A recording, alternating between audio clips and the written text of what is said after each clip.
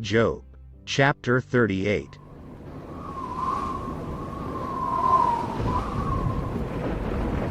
Then the Lord answered Job out of the whirlwind. Who is this who darkens counsel by words without knowledge? Now prepare yourself like a man. I will question you, and you shall answer me. Where were you when I laid the foundations of the earth? Tell me, if you have understanding. Who determined its measurements? Surely you know. Or who stretched the line upon it? To what were its foundations fastened? Or who laid its cornerstone when the morning stars sang together and all the sons of God shouted for joy? Or who shut in the sea with doors when it burst forth and issued from the womb?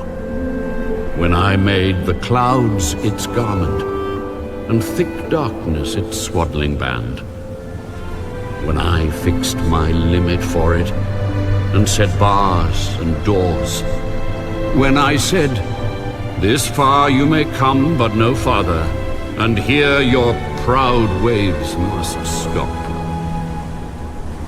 Have you commanded the morning since your days began, and caused the dawn to know its place, that it might take hold of the ends of the earth, and the wicked be shaken out of it?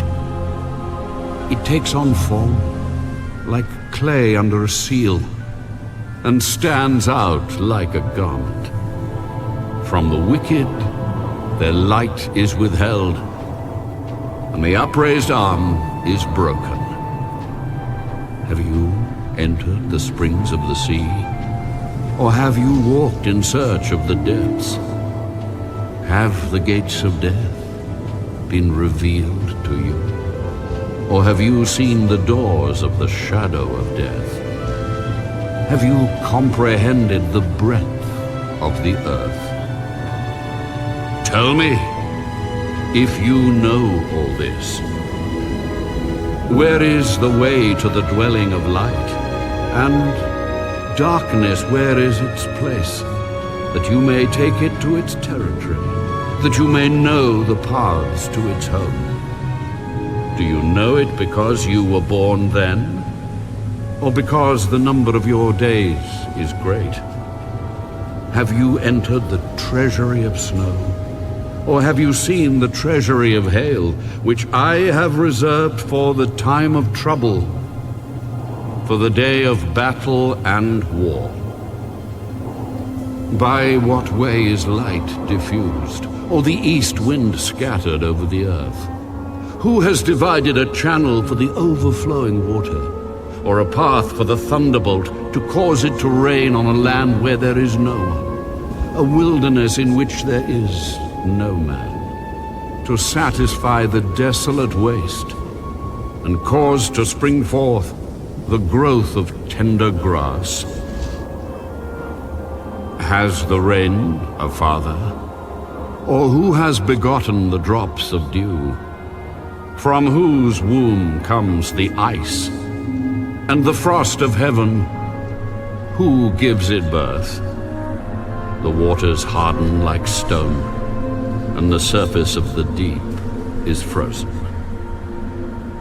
Can you bind the cluster of the Pleiades, or loose the belt of Orion? Can you bring out Mazzaroth in its season? Or can you guide the great bear with its cubs? Do you know the ordinances of the heavens? Can you set their dominion over the earth? Can you lift up your voice to the clouds, that an abundance of water may cover you? Can you send out lightnings, that they may go and say to you, here we are? Who has put wisdom in the mind, or who has given understanding to the heart?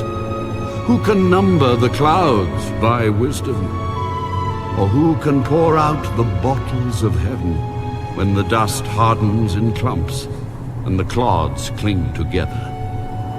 Can you hunt the prey for the lion, or satisfy the appetite of the young lions when they crouch in their dens or lurk in their lairs to lie in wait? Who provides food for the raven when its young ones cry to God and wander about for lack of food?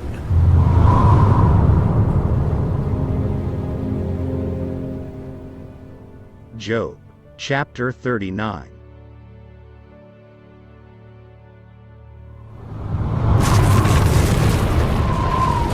Do you know the time when the wild mountain goats bear young? Or can you mark when the deer gives birth? Can you number the months that they fulfill? Or do you know the time when they bear young? They bow down, they bring forth their young, they deliver their offspring. Their young ones are healthy, they grow strong with grain, they depart and do not return to them. Who set the wild donkey free? Who loosed the bonds of the onager, whose home I have made the wilderness, and the barren land his dwelling? He scorns the tumult of the city. He does not heed the shouts of the driver. The range of the mountains is his pasture, and he searches after every green thing. Will the wild ox be willing to serve you? Will he bed by your manger? Can you bind the wild ox in the furrow with ropes?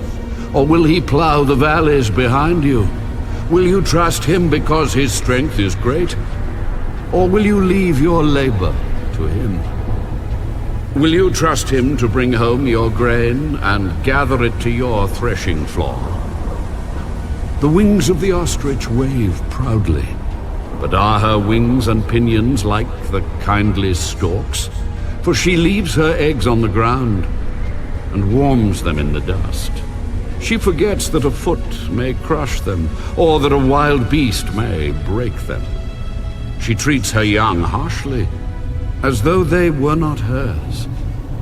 Her labor is in vain, without concern, because God deprived her of wisdom and did not endow her with understanding. When she lifts herself on high, she scorns the horse and its rider. Have you given the horse strength? Have you clothed his neck with thunder? Can you frighten him like a locust? His majestic snorting strikes terror. He paws in the valley and rejoices in his strength. He gallops into the clash of arms. He mocks at fear and is not frightened, nor does he turn back from the sword. The quiver rattles against him, the glittering spear and javelin. He devours the distance with fierceness and rage, nor does he come to a halt because the trumpet has sounded. At the blast of the trumpet he says, "Aha!" He smells the battle from afar, the thunder of captains and shouting.